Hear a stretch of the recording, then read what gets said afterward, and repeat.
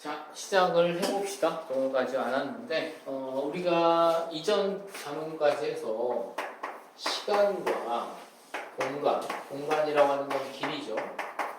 이게 절대적이지 않고 관찰자에 따라 다 다르게 측정이 된다는 걸 알았습니다. 그런데 질량도 절대적이지 않다라는 거예요.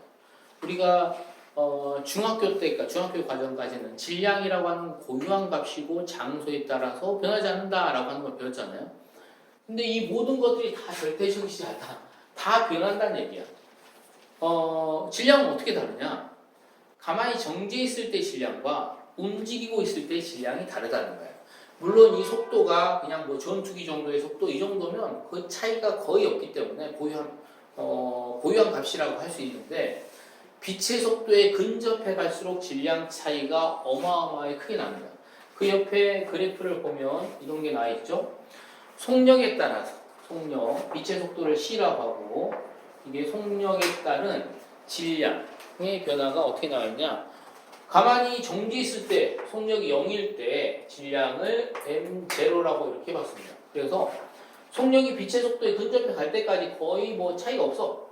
거의 똑같습니다. 거의 똑같다가 빛의 속도에 이제 근접해 가서 빛의 속도의 뭐 80% 정도 되면 이게 쭉 질량이 증가하기 시작해서 빛의 속도의 95%, 빛의 속도의 95%, 99% 정도 되면 기하급수로 이제 증가합니다. 증가하다가 이 빛의 속도의 99.9%냐, 99.99%냐에 따라서 질량이 무한대로 증가합니다. 빛의 속도에 근접해 갈수록 질량이 무한대로 증가하는 이런 그래프가 그려져 있죠. 그래서 질량도 서로 상대적입니다. 질량도 상대적인 값이고, 질량과 질량, 에너지, 등가의 원리라는 게 아주 유명한 식이죠. 질량과 에너지가 서로 같은 값어치다라는 얘기야. 그러니까 여기까지 오게 되면 너희들이 중학교 때 배웠던 모든 어떤 식들 있잖아요. 화학 반응식에서 중학교 3학년 내용에서 배운 화학 반응이 일어날 때 질량 보존의 법칙이 성립하죠. 어떤 통나무를 불에 연소시켰어. 그러면 통나무는 쟤밖에 안 남아서 질량이 줄어들었나? 라고 생각하기 쉬운데 화학 반응에 참여한 산소하고 화학 반응 이후에 발생한 이산화탄소의 질량을 다 더해보면 반응 전에 반응물의 질량의 총합과 생성물의 질량의 총합을 다 더해보면 질량이 동일하죠. 그 질량 보존 법칙이 성립하는 이유는 뭐였습니까? 질량 보존 법칙이 성립하는 이유가 뭐였어? 너희들 그 중학교 내신에서 다 배웠을 텐데 질량 보존 법칙이 성립하는 이유, 반응 전과 반응 후에 원소의 종류와 원자의 개수가 변함이 없기 때문에 그렇잖아요. 그죠? 원자들이 다르게 배열해서 다른 분자로 바뀌지만 그 원자의 종류와 원자의 개수는 변함이 없기 때문에 질량 보존됐었단 말이야. 근데 그게 이제 깨지는 거야. 그러니까 이제 이 파트는 이제 그 중세 연금술사들이 그토록 바라던 연금술사들이 하던 일이 뭐였습니까? 수은하고 막 이런 걸 막 섞어가지고 금을 만든다 이러고 있잖아요. 그죠? 다른 원소로 바꿔버리는 거야. 원소가 바뀌기 위해서는 핵이 바뀌어야 되거든. 그래서 이 단어에 나오는 반응을 뭐라고 하냐면 핵반응이라고 합니다. 핵반응. 화학에서는 핵반응이라는 걸 배우지 않아. 화학에서 이제 화학반응을 배우죠. 근데 여기서는 핵반응을 배워요.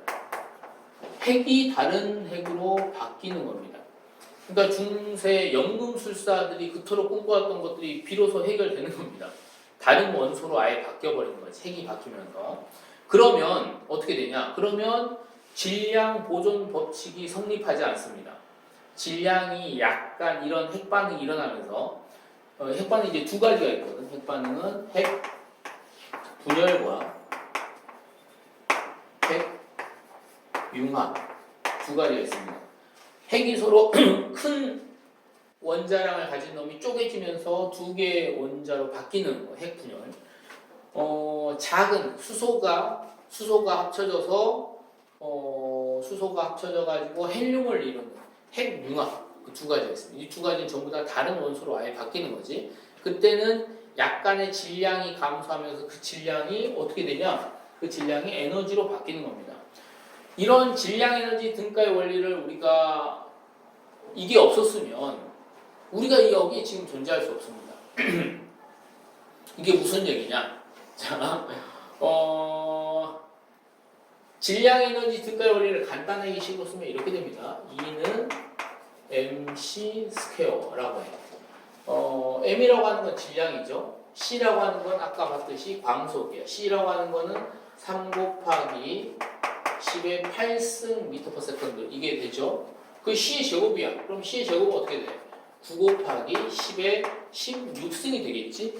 어마어마하게 큰 숫자죠.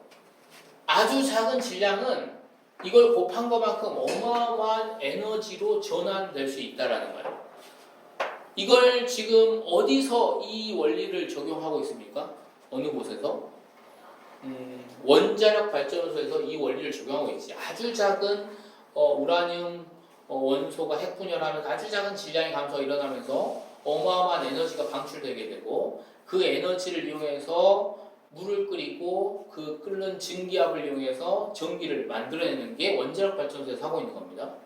원자력 발전소에서는 이걸 천천히 핵분열을 시키는 것이고 그러면서 질량 결손이 일어나는 거고 핵폭탄은 어떻게 됩니까? 핵폭탄은 이걸 급격하게 방출하는 거죠. 핵폭탄이 실제 사용됐어 안 됐어? 됐어. 언제 됐지? 그때 됐죠. 그저께 됐죠. 그때 언제 됐냐? 핵폭탄이 지금 핵폭탄은 무지하게 많이 있죠. 지금 정은이도 많이 갖고 있다고 지금 자랑하고 있잖아. 나도 핵폭탄 갖고 있어 하는데 실제 사용된 거는 딱 전 세계에서 딱 2번 있었죠. 히로시마와 나가사키에 딱 한 번 딱 터뜨리고 일본 놈들이 아직도 히로시마에 한 번 먼저 딱 터뜨렸죠. 그리고 나서 계속 항복을 안 하길래 나가사키 한 번 또 하나 터뜨리니까 완전히 이제 항복을 한 건데 선생님이 말했던 이 식이 없었으면 이 식이 이제 아인슈타인이 만든 건데 아인슈타인이 예언을 한 거죠. 이론으로. 이 식이 없었으면 우리나라가 해방을 할 수 있었을지 없었을지 미지수죠. 이 핵폭탄 2개로 무조건적인 이제 일본이 항복을 한 다음에 우리는 갑자기 자연스럽게 이 핵폭탄이 터지고 난 이후에 일본이 무조건적인 항복을 해서 이제 평화하면서 우리가 자연스럽게 이제 해방이 된 건데 그래서 이제 그때부터 이제 경제 발전에서 여기까지 온 거잖아요, 그죠? 그렇기 때문에 만약에 이게 없었으면 앞으로 우리나라의 역사가 어떻게 전개됐을지 모르지. 그래서 쌤은 이 물리학의 요 시기 우리나라를 해방시켰다 라고 이렇게 얘기하는데 그것도 뭐 큰 논리의 비약은 아니죠. 자, 그래서 그만큼 중요한 식을 지금 배우고 있는 건데요. E는 MC 스퀘어. 이 단어의 핵심은 E는 MC 스퀘어입니다. E는 MC 스퀘어. 근데 여기 질량인데 요 질량은 아까 여기서 말한 변하는 질량을 적어줘야 됩니다. 이 질량이라고 하는 건 M이라고 하는 거는 상대론적 질량이에요. 그러니까 우리가 상대론적으로 해석하냐 아니면 보전역학적으로 해석하냐 이 관점 두 가지가 있거든요. 상대론적으로 해석한다는 얘기는 이 시간과 공간과 질량에 상대성을 적용한다는 것이고 뉴턴역학, 보전역학적으로 생각한다는 얘기는 시간과 공간, 질량을 그냥 절대적으로 보고 계산한다는 건데 이게 언제 이런 변화가 나타납니까? 시간과 공간과 질량이 서로 절대적이지 않고 변하는 값이 나타날 때는 운동의 속도가 광속에 근접했을 때 이런 것들이 차이가 나게 된단 말이야. 그러니까 우리가 상대론적 해석을 한다, 상대론적으로 문제를 푼다라고 할 때는 광속에 근접했을 때 이 속도가 광속에 근접했을 때 질량이 이렇게 변하잖아요. 그죠? 광속에 근접했을 때 상황에 대해서 얘기한다는 거예요. 상대론적으로 해석한다는 거는. 자, 이 질량이 E는 MC 스퀘어에서 이 질량 M은 상대론적 질량을 얘기하고 참고로 아까 쌤이 문제를 풀다가 로렌츠 인자 뭐 이런 얘기를 했는데 참고로 하나 알아놓으세요. 상대론적 질량은 이렇게 됩니다. 우리가 그냥 알고 있는 질량 이걸 정지 질량이라고 해. M0를 정지 질량이라고 하고 정지 질량에다가 뭘 곱한 값이냐면 루트 1 마이너스 c 제곱 분의 v 제곱 분의 1 값을 곱한 값이야. 되게 복잡하죠? 이 값을 우리가 간단하게 요걸 감마라고 써. 감마. 그리고 요거를 로런츠 인자라고 이렇게 얘기합니다. 이 로런츠 인자는 항상 1보다 클까 작을까? 잘 생각해 보세요.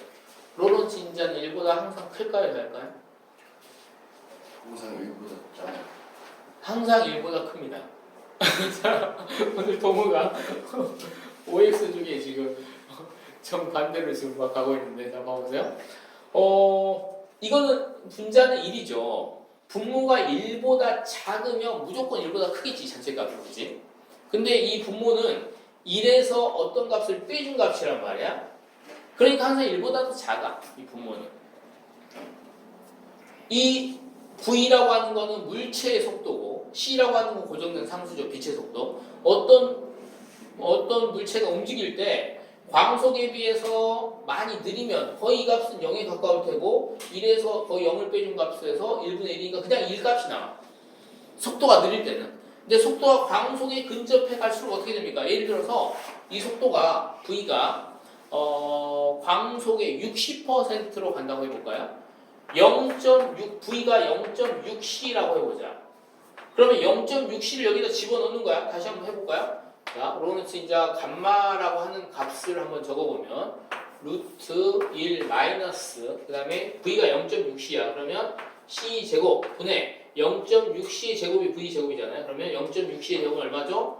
0.36c 제곱 분의 1이 바로 감마란 말이야. 자, 그러면 0.36만 남고 c 제곱 사라지겠지, 그지? 그리고 1에서 0.36을 빼면 얼마가 되죠? 0.64. 0.64가 되죠. 루트 0.64는 얼마가 됩니까? 0.8이 되죠. 이거는 결국은 0.8분의 1이 되고 0.8분의 1은 얼마인가요? 0.8분의 1은 4분의 5가 되나요? 4분의 5 1.25가 되나요? 그죠? 그래서 광속의 60% 엄청나게 빠른 속도죠. 광속의 60%로 가면 질량이 25% 좀 증가한다는 거예요. 그러니까 여기까지 광속의 60%까지도 그렇게 많이 증가한 건 아니야.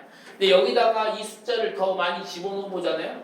90%, 0.9c, 0.99c, 0.999c 이걸 집어넣다 보면 이게 기하급수적으로 이렇게 무한히 증가한다는 걸 알 수 있습니다. 그래서 이 질량 M, 상대론적 질량이라고 해. 이 M이라고 하는 건 상대론적 질량인데, 상대론적 질량은 우리가 알고 있는 정지 질량에다가 로런츠 인자라고 하는 값을 곱해준 거다. 근데 로런츠 인자라고 하는 값은 항상 1보다 큰데, 언제 1이냐? 광속에 비해서 속도가 많이 낮을 때, 뭐 이 정도라고 해도 거의 1에 가깝단 말이야. 광속에, 그러니까 빛의 속도에 뭐 한 30%까지만 해도 거의 1하고 비슷한 값이야. 1초에 지구를 한 2바퀴 도는 빠르기여도 질량 변화가 그렇게 크게 나타나지 않아. 그런데 이제 광속에 근접해 갈수록 그 크기 어마어마하게 크게 나타나는 것이고요. 제일 중요한 질량 에너지 등가의 원리, E는 MC 스퀘어다라는 거고, 이거를 어디서 활용하고 있다? 핵 반응에서 질량이 아예 사라집니다. 동호가 지금 화장실 갔다 왔으니까 동호한테 아까 설명 못했던 걸 질문을 한번 해보면, 질량 보존 법칙을 배웠죠. 네. 언제 배웠습니까? 중학교 2학년 때. 중3 때 배우지 않나? 화학 반응할 때? 화학 반응할 때 질량 보존 법칙이 성립하지. 질량 보존 법칙은 왜 성립하지? 어쨌든 총량은 똑같이. 왜 총량이 똑같지? 화학 반응 전과 후에 원자의 종류와 원자의 개수는 불변하기 때문에 그래. 그죠? 그런데 이 핵 반응은 그 질량 보존 법칙을 깨부시는 겁니다. 질량이 변하는 거야. 질량이 아주 약간 줄어들면서 이제 변하는 질량을 델타 M이라고 해보면, 질량이 변한 만큼 질량이 감소합니다. 질량이 감소한 만큼 어마무시한 에너지로 방출돼 나온다. 이게 바로 핵 반응입니다. 핵 분열할 때도 질량이 결손이 되고요. 핵 융합할 때도 질량이 결손이 돼. 이 핵 분열은 원자 폭탄과 그다음에 원자력 발전소에서 이걸 활용하고 있어. 핵 융합은 더 셉니다. 너희들 그 원자 폭탄이라는 얘기 들어봤을 테고 원자 폭탄보다 더 센 폭탄이 뭐라고 들어봤죠? 안 들어봤습니까? 수소 폭탄이라고 들어봤습니까? 들어봤지? 수소 폭탄이 바로 핵 융합을 활용한 거야. 그러니까 수소 폭탄은 핵 융합은 수소와 수소가 결합하면서 헬륨이 되는 과정이라고 그랬잖아. 이 핵 융합을 너희들 매일매일 보고 있어. 어디서 보고 있어? 태양에서 보고 있죠. 태양이 전부 다 계속해서 핵 융합 반응에 의해서 막대한 에너지가 방출되고 있는 겁니다. 지금 46억 년 동안 계속해서 어마어마한 에너지를 방출되고 있음에도 불구하고 아직도 지금 계속 에너지가 남아있잖아요.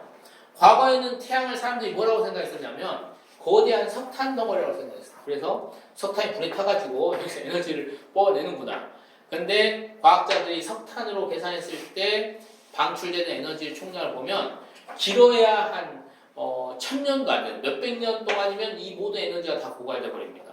근데 지금 몇십억 년 동안 지금 태양 에너지가 나오고 있잖아. 핵융합에 의해서 에너지가 나오고 있는 겁니다.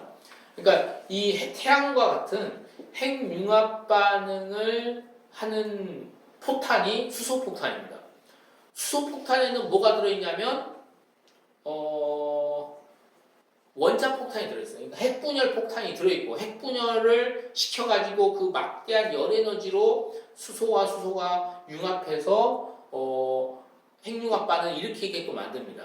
그렇게 해서 수소폭탄이 핵융합 반응을 하는 건데 지금 그러면 발전소도 원자력 발전소 핵분열 원자력 발전소가 아니라 핵융합 발전소를 만들면 좋지 않을까 지금 매우 연구 중에 있는 거죠. 너희들 살아생전에는 핵융합 발전소가 반드시 상용화가 될 겁니다. 우리나라에서 핵융합 발전소와 관련된 연구를 하고 있는 게 뭐냐면 이런 데가 있어요. K-스타라고 하는 데가 있어요. 스타라고 하는 게 별이잖아요, 그죠? 한국의 별을 만들겠다는 한국의 별. 이 K-스타라고 하는 데가 전 세계적으로 거의 미국하고 견줄 정도의 기술력을 가지고 있습니다. 우리나라에서 핵융합과 관련돼서. 그래서 나중에는 핵융합 발전소가 만들어질 거야. 그러면 훨씬 지금 뭐 에너지 부족으로 전기세도 엄청나게 비싸고 막 하잖아요. 그런데 핵융합 발전소가 만들어지면 전기세도 훨씬 싸질 테고 에너지가 훨씬 여유롭게 쓸 수 있겠죠. 자, 책을 찬찬히 쳐다보면서 한번 해봅시다. 자, 질량 에너지 동등성, 질량 에너지 등가 똑같은 말입니다. 질량이라고 하는 것도 상대적이다. 속도에 따라서 질량이 증가한다. 라는 얘기가 나와 있죠. 첫 번째, 질량 증가. 질량은 속도가 빠를수록 커진다. 이러한 질량을 상대론적 질량이라고 합니다. 우리가 흔히 말하는 M0라고 하는 질량은 정지 질량을 얘기하는 거고 속도에 따라 질량이 변하는 질량, 그걸 상대론적 질량이라고 한다. 그렇게 해서 질량과 에너지는 어떤 관계에 있냐? 이런 관계에 있다라는 거야. 에너지는 질량에다가 그러니까 아주 작은 질량과 어마어마한 에너지가 같다라는 거야.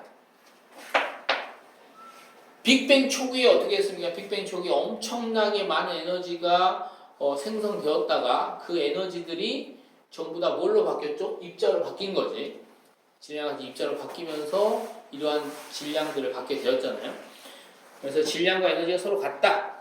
동등한 가치를 지닌다라고 하는 게 E는 MC 스퀘어라고 하는 식이고요. 여기서 말하는 이 M은 상대론적 질량이 되고요. 이렇게 쓰면 E는 M0 C 제곱 이렇게 쓰면 가만히 정지해 있는 물체가 갖고 있는 에너지 이걸 정지 에너지, 정지 질량이라고 하고 정지한 물체가 갖고 있는 에너지라고 해서 정지 에너지 이렇게 표현할 수 있습니다. 그때 이제 핵 반응을 우리가 배울 텐데 핵 반응이라고 하는 건 핵 분열과 핵 융합 두 가지가 있다. 핵 분열 시에도 질량 결손이 일어나고 두 가지 과정 다 전부 다 질량 결손이 일어납니다. 질량 결손이 일어나면서 막대 에너지가 방출되는 거 그걸 이제 볼 텐데요. 약간의 질량 결손이 어마어마한 에너지로 바뀐다. 먼저 핵 분열 한번 봐볼까요? 핵 분열 이제 식으로 쓰는데 우선 저희들 이제 원자를 표현하는 걸 한번 봐볼까요? 어떤 의미의 원소 기호를 이렇게 쓰고 여기다가 이제 뭐 숫자를 쓰잖아요, 그죠?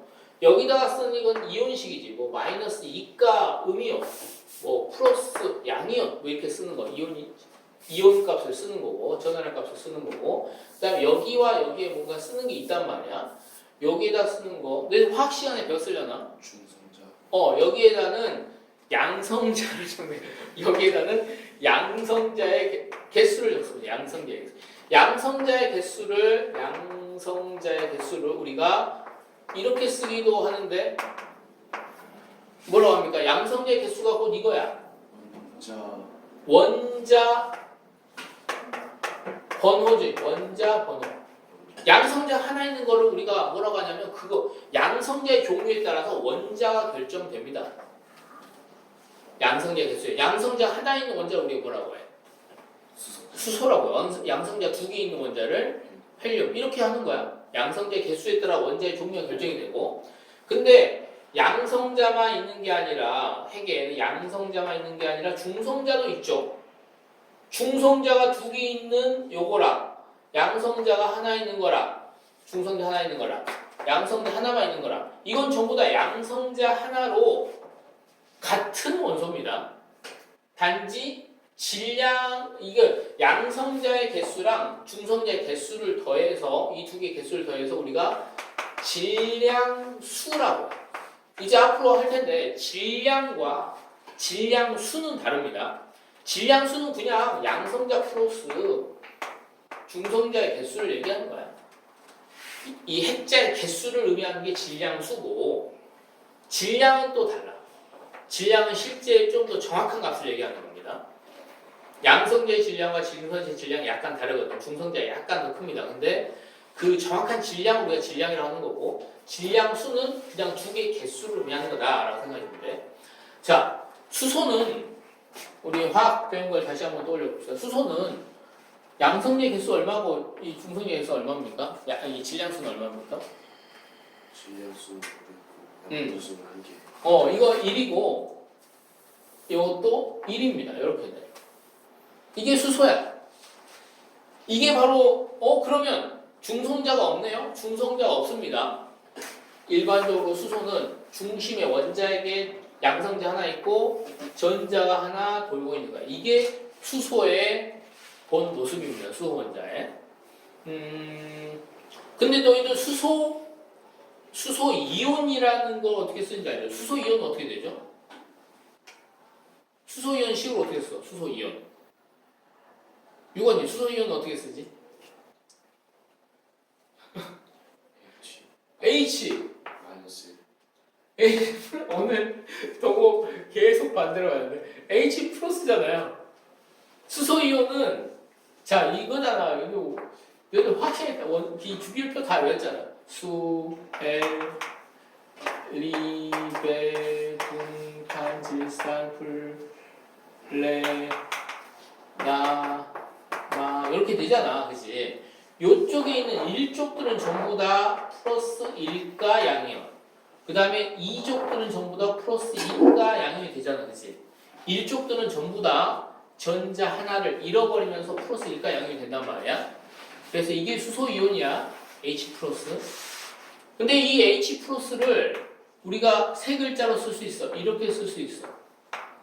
뭘까요? 양성자야. 수소 이온은 곧 양성자입니다. 왜냐하면 이렇게 생겼거든 수소가. 거기서 전자 하나를 잃어버린다고 해봐. 그럼 양성자 하나만 남잖아. 수소 이온이 곧 양성자입니다. 자, 근데 요런 것만 있는 게 아니라 요런 것도 있더란 얘기야. 요것도 수소라고 불러. 원자 번호가 1이면 전부 다 수소라고 한다고. 이런 것도 있어. 이거는 뭐야? 바로 핵이 이렇게 생긴 거지. 중성자 하나 붙어있는, 이게 일반적인 우리가 수소인데 요런 수소도 있어. 요런 수소를 우리가 뭐라고 하냐면 이걸 중수소라고 배웁니다. 중수소. 근데 여기 중성자가 하나 더 있는 핵을 가지는 수소도 있어. 이렇게 있겠지. 이렇게 전자 하나 이렇게 있고. 요런 거를 이런 것도 있습니다. H 원이고 H 무조건 이거 1번이 돼야 돼. 이런 것도 있어. 우리가 이걸 뭐라고 하냐? 이거를 삼중수소라고 불러. 삼중수소. 이거 전부 다 수소고요. 수소의 동위 원소들이지. 수소의 동위 원소들이야. 이런 것들을 알고 있어야 되고. 그래서 여기에다는 양성자의 개수 원자번호를 적는 거고, 여기다는 양성자 플러스 중성자, 즉 질량수를 적는 거다. 뭐 이거는 기본적으로 알고 있어야 되죠. 요거 표시. 그리고 이걸 표시하는 예로서 수소, 중수소, 삼중수소라는 것들이 있더라. 이거 말고 다른 원소들도 다 동위 원소도 있잖아요. 양성자의 개수는 같지만 중성자의 개수가 다른, 즉 원자의 종류는 같지만 질량수가 다른 그런 원소들을 우리가 동위 원소라고 부르는 거지. 그래서 이제 핵 분열 반응식과 핵 융합 반응식들을 이제 쓸 텐데, 쓰다 보니까 이런 기호들이 나옵니다. 우선 양성자, 중성자, 전자를 영어로 뭐라고 합니까? 양성자를 뭐라고 하지? 양성자를 영어로 프로톤이라고 해요. 프로톤. 그래서 양성자를 P로 표현해요. 그 다음에 중성자를 뭐라고 하냐면 중성자를 뉴트론이라고 해요. 그래서 양성자를 P로, 중성자를 N으로 표현해요. 전자를 영어로 뭐라고 하죠? 전자는 영어로 뭐라고 하지? 일렉트론이라고. 일렉트론. 그래서 전자는 영어로 소문자 2로 이렇게 표현합니다. 참고로 광자는 영어로 뭐라고 하지? 광자는 포톤이라고 해요. 포톤. 똑같이 P인데 광자는 뭐 이렇게 기호로 쓰는 게 아니고, 광자는 그냥 에너지로서 표현하는데, 양성자, 중성자, 전자인데 여기서 이제 중성자를 표현하는 기호 N에 대해서 선생님 설명하려고 중성자를 영어로 뉴트론이라고 한다라고 한 건데, 중성자를 자세히 보면 중성자는 양성자가 아니잖아요. 그러니까 중성자는 양성자의 개수가 없는 거야. 근데 질량수를 하나 가지고 있잖아. 그래서 중성자를 우리가 표현할 때 어떻게 표현하냐면 이렇게 표현합니다. 이게 중성자를 표시하는 방법이에요. 중성자 표시 방법이 이렇게 표시된다는 거야. 양성자는 하나도 없고 질량수 하나만 갖는 거. 이걸 중성자의 표시 방법이다 라고 0, n, 1 이렇게 쓰면 됩니다. 이게 중성자 표시 방법이고, 그 다음에 또 보면 요런 게 있어. 단위로서 뭐 200 메가 이렇게 쓰는 게 있거든. 2라고 하는 건 전자를 표현한다고 했잖아. 그래서 이거를 읽을 때는 200 메가 일렉트론 볼트 또는 전자 볼트라고 표현하는 건데, 이 일렉트론 볼트, 전자 볼트라고 있는 이 값은 에너지의 단위입니다. 에너지 단위. 아주 작은 에너지의 단위. 그래서 이만큼의 에너지가 나온다. 메가라고 하는 건 10의 몇 승을 얘기하죠? 10의 10승. 메가라고 하는 건 10의 6승을 의미합니다. 오늘 뭐 시간 많으니까 단위도 한번 해보자. 지금 뭐 50분 넘게 남았으니까 그 내용 거의 다 설명했거든. 단위를 설명하면 자 이걸 한번 읽어볼까요? 이 숫자를 한번 읽어봅시다. 자 이렇게 있는 숫자, 이걸 뭐라고 했습니까? 얼마죠 이게? 15. 이걸 읽으려면 우리나라 사람이 이걸 읽으려면 어떻게 하냐? 1, 10, 100, 1000, 만, 10만, 100만, 1000만, 1000만 이렇게 읽는단 말이야. 근데 미국 이거 영어 잘하는 사람 이거 얼마인 거야? 이게 밀리언이야? 빌리언. 이게 빌리언이야? 이거 얼마야?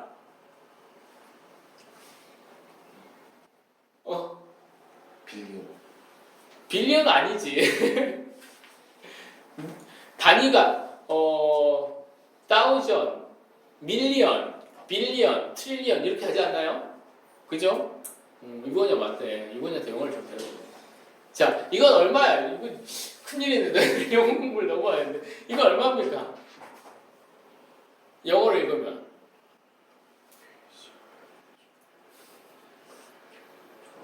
10 밀리언. 10 밀리언 있잖아. 그러니까 점이 딱 이렇게 찍혀 있잖아. 그러면 10 밀리언 이렇게 읽으면 된단 말이야. 근데 이게 서양식으로 점을 딱 찍어주는 겁니다. 우리나라식으로 찍으면 4개씩 딱 찍어가지고 딱 점 찍고 1000만 딱 이렇게 읽으면 되잖아. 그치? 근데 3개씩 점 찍어주는 거는 이제 서양식 사고 방식이야. 그래서 3승 단위, 10의 3승 단위로 단위가 있어. 1000을 우리가 뭐라고 하냐면 1000을 10의 3승이랄까요? 10의 3승 이거를 우리가 뭐라고 하죠? 이렇게 쓰죠? 너희들 유튜브에 구독자 수 뭐 이렇게 써지고 있잖아. 얼마나 하는 거야? 1000명이 있다는 거야. 1000명. 그러면 이렇게 있으면 몇 명이 있다는 거야? 100만 명 있다는 거지. 100만 명. 그러니까 이건 킬로를 의미하고 m은 위에다 쓸까? m은 메가는 10의 6승을 의미합니다. 100만. 그럼 이 다음은 뭘까요? 10의 9승이 있겠네. 10의 9승은 뭘까? B. 우리 컴퓨터 용량 단위를 생각해 보면 메가바이트 하다가 이제 기가바이트 하잖아요. 기가바이트. 근데 기가바이트 단위가 넘어가면 10의 12승 이거 뭐라고 합니까? 테라바이트라고 하죠. 테라. 그래서 킬로, 메가, 기가, 테라가 10의 3승, 6승, 9승, 12승을 의미하는 적두어입니다. 단위에. 그럼 마찬가지로 10의 마이너스 3승, 10의 마이너스 6승, 10의 마이너스 9승, 10의 마이너스 12승 이런 게 있겠지. 자, 이게 뭘까요? 10의 마이너스 3승. 1m에 1000분의 1m를 우리가 뭐라고 합니까? 1000분의 1m. 1000분의 1m를 우리가 몇 미터 이렇게 하단 말이야. 잘 생각해봐. 응? 밀리죠, 밀리그램. 1밀리그램은 몇 그램이냐? 0.001g을 1밀리그램이라고 해. 그러면 1000밀리그램은 몇 그램입니까? 1000밀리그램 몇 그램이야? 1g이죠. 너희들 바카스 선전하는 거 보면 바카스의 가장 핵심적인 성분이 뭐가 있냐면 타우린이라는 성분이 있단 말이야. 타우린 성분. 너 비타오백도 마찬가지야. 광고를 아주 희한하게 합니다. 비타오백에 타우린이 비타민이 뭐 1000mg 들어있다 이렇게. 1000mg은 몇 g이야? 1g이야. 타우린 1g 들어있다 하면 왠지 적게 들어있는 것 같은데 타우린 1000mg 들어있다 하면 왠지 많이 들어있는 것 같잖아요. 결국 똑같은 건데. 그래서 밀리라고 하는 거는 10의 마이너스 3승을 의미합니다. 이건 밀리가 되고 10의 마이너스 6승은 뭘까요? 이건 너희들 뭐 엄청 많이 들어본 이 적주사인데 쓸 때는 이렇게 써. 이렇게 그리스 문자 뮤로 씁니다. 이거 뭐죠? 마이크로죠. 마이크로 1 마이크로미터는 10의 6승 10의 마이너스 6승 미터를 얘기합니다. 10의 마이너스 9승 이건 뭘까요? 이건 이렇게 써. 나노라고 했죠. 소문자 n을 쓰고 나노미터. 나노.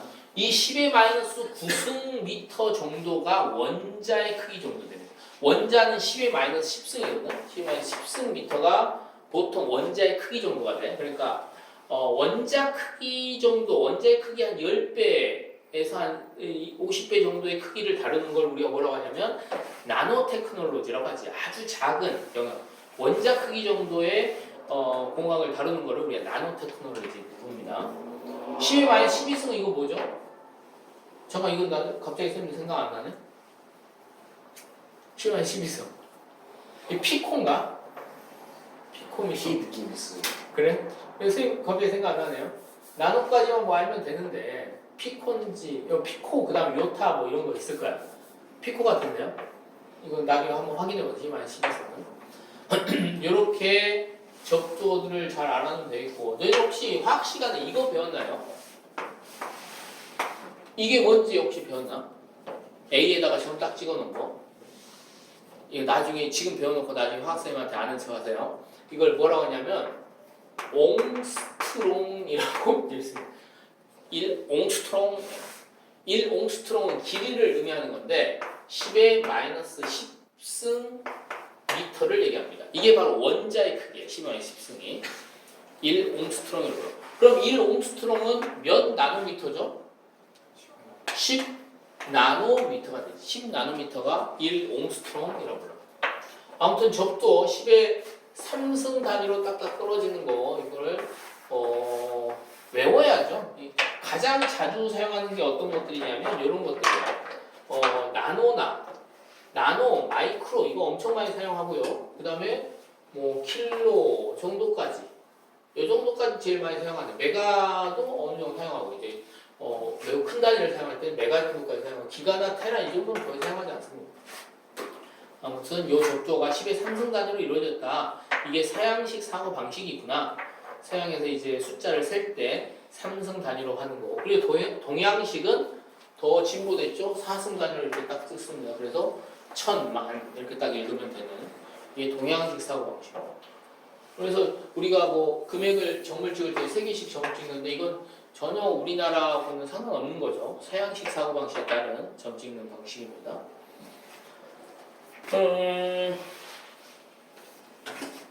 자, 뭔 얘기하다 이게 됐지?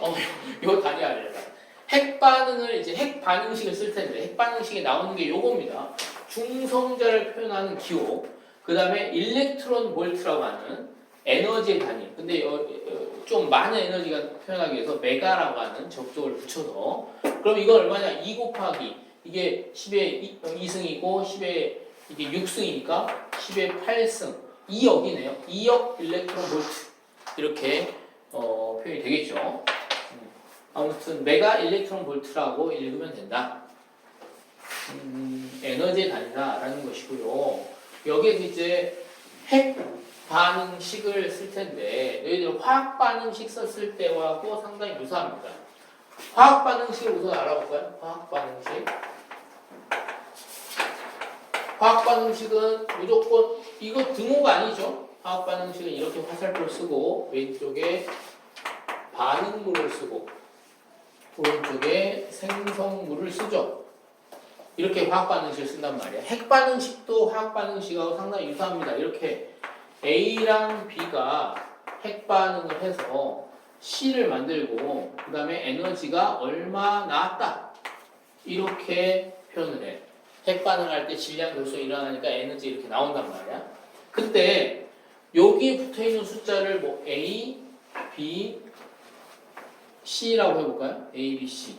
이건 핵융합이네. 핵 분열을 쓴 게 아니라 어쨌든 핵융합이든 핵 분열이든 이렇게 A, B가 반응해서 C가 됐다 이렇게 하는 거죠. A, B, C. 그 다음에 여기를 X, Y, Z라고 해볼까요? X, Y, Z. 그리고 여기에다가 이제 중성자가 또 나올 수 있으니까 중성자 N, 0, 1 뭐 이렇게 쓸 수 있겠죠. 중성자 또 방식이 있다고 하면. 그럼 여기에서 이제 어떤 식이 성립하냐?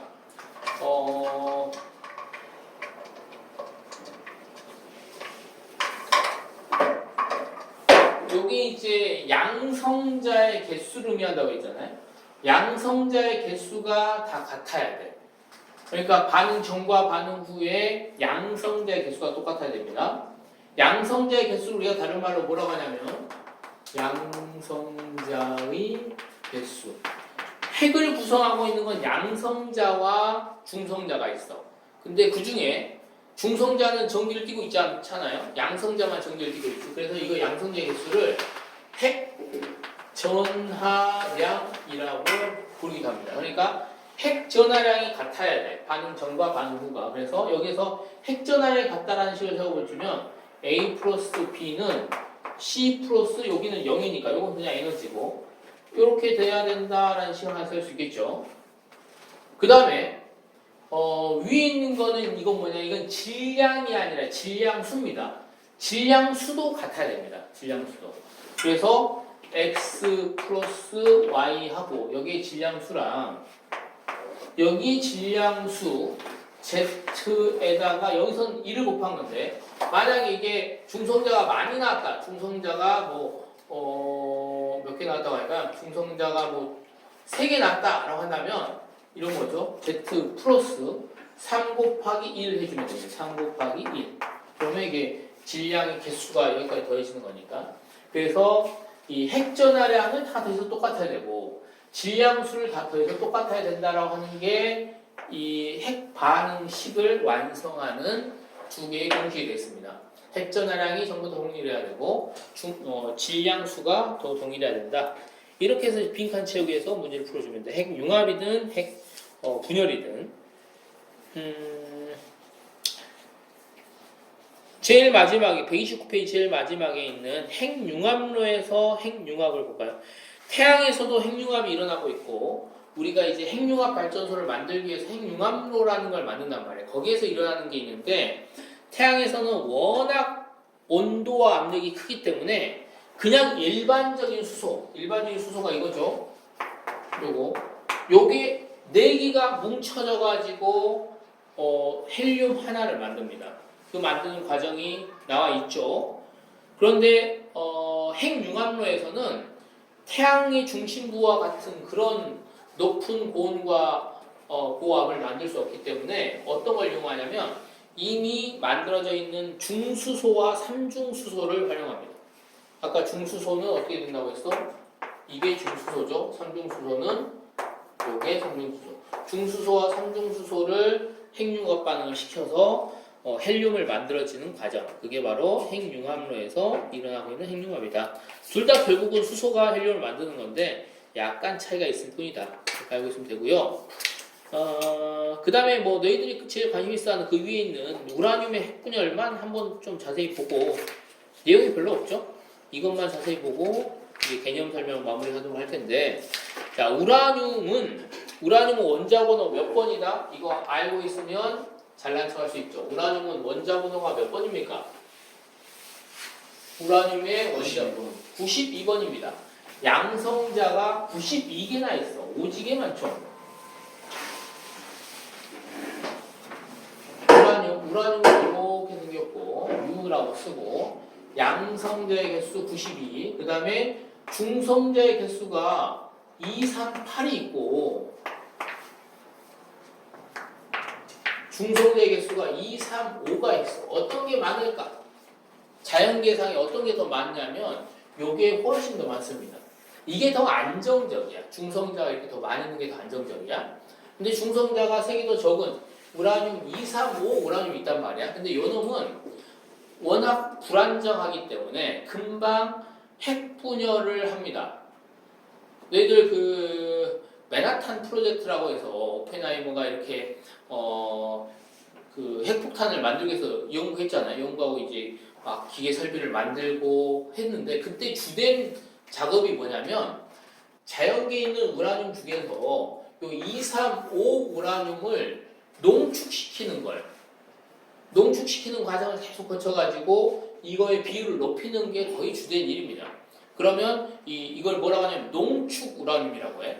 2, 3, 5만으로 비율이 높아진 거. 그럼 이거는 핵폭탄의 원료가 되고 쉽게 핵분열 반응을 일으킬 수 있어. 2, 3, 5 우라늄은. 그래서 2, 3, 5 우라늄이 이제 핵분열하는 과정이 여기 나와 있는데 어떻게 됩니까?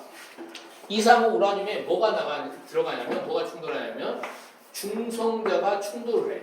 근데 이 중성자가 어떤 중성자가 잘 흡수가 되냐면 속도가 느린 게 잘 흡수가 될까? 속도가 더 빠른 게 흡수가 잘 될까? 속도가 느린 게 흡수가 잘 됩니다. 오늘 동호회 무슨 날인가요? 느린 중성자가 흡수가 잘 돼. 그래서 이제 그러니까 그 원자력 발전소에 원자로 있잖아요. 원자로에서는 크게 뭐 하는 게 없습니다. 저절로 이 우라늄이 핵분열하면서 발생한 열 에너지를 쓰는 거야. 그러니까 뭔가 뚜렷하게 적절한 게 없어. 하는 게 주된 게 뭐냐면 이 반응 속도를 늦췄다 낮췄다 막 이렇게 해. 근데 이렇게 핵반응을 하면서 우라늄이 핵반응을 하면서 또 연쇄 반응을 일으키면서 중성자가 또 나오거든. 요놈이 붕괴가 되면 중성자가 또 나와. 근데 이 중성자가 또 다른 우라늄하고 충돌해서 또 핵반응을 가속시키겠지. 그게 이제 연쇄 반응으로 쭉 일어난다는 거야. 근데 이 원자력 발전소에서 하는 일은 뭐냐면 이 중성자가 반응할 수 있는 이렇게 튀어나온 중성자를 속도를 조절합니다. 속도를 늦추면 핵반응이 빨라질까요? 느려질까요? 중성자의 속도를 이렇게 연쇄 반응을 통해서 나온 중성자의 속도를 늦추면 반응이 느려져요. 빨라집니다. 왜냐하면 느린 중성자가 여기에 잘 흡수가 된다고 했잖아요. 그래서 감속제라고 하는 걸 이 중성자의 속도를 늦추는 감속제를 늦추면 반응이 더 활발하게 일어나고 감속제를 빼면은 속도가 반응이 느려지고 이렇게 되는 거야. 그러니까 여기서 좀 너희들 직관적으로 좀 헷갈릴 만한 게 이런 거지. 감속제는 중성자의 속도를 낮추는 거야. 그러면 느린 중성자가 잘 흡수가 돼서 우라늄이 잘 흡수가 돼서 핵반응을 시키는 거니까 감속제가 들어가면은 핵반응이 활발하게 일어난다라는 거야. 뭐 이 물리원 과정에서 이렇게 자세하게 나오진 않는데 이것만 핵심적으로 알아놓으세요. 느린 중성자가 연쇄 반응을 촉발시킨다. 속도가 느린 중성자가 잘 흡수가 된다라고 보면 돼. 자, 이렇게 되고요. 그러면 개념 확인 문제로 바로 들어가 봅시다. 이제 26분이니까 30분 넘게 시간이 남았는데 여기는 별로 어렵지 않죠. E는 MC 스퀘어 이거 하고 그 다음에 핵반응식에서 양성자, 핵의 전하량과 질량수가 같아야 된다. 이거 핵심적으로 알고 있으면 되고 E는 MC 스퀘어 이 공식만 알고 있으면 되겠죠. 자, 같이 한번 풀어봅시다. 개념 확인 문제. 질량과 에너지는 서로 전환될 수 있다. 이걸 뭐라고 하냐면 질량 에너지 등가의 원리라고 합니다. 질량 에너지 동등성 또는 질량 에너지 등가 원리. 자, 그 다음에 E는 MC0 M0 C 스퀘어라고 돼 있는데 요거는 무슨 에너지라고 하냐? 정지